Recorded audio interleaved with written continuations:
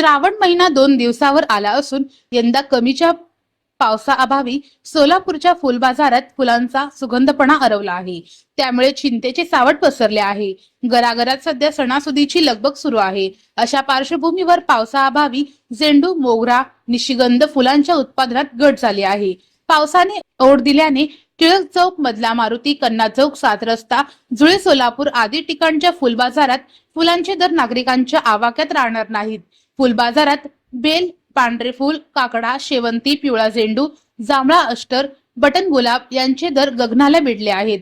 परिणामी व्यापारी वर्गात आता फुलांच्या पुरवठ्यासाठी मुंबई, ठाणे, बेंगळुरू येथील बाजारपेठवर अवलंबून राहावे लागत असल्याचे चित्र दिसत आहे।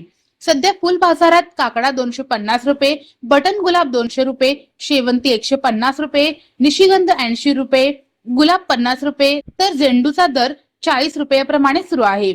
त्यामुळे ऐन श्रावणात आयात दर वाढल्याने नागरिकांच्या खिशाला कात्री लागणार आहे।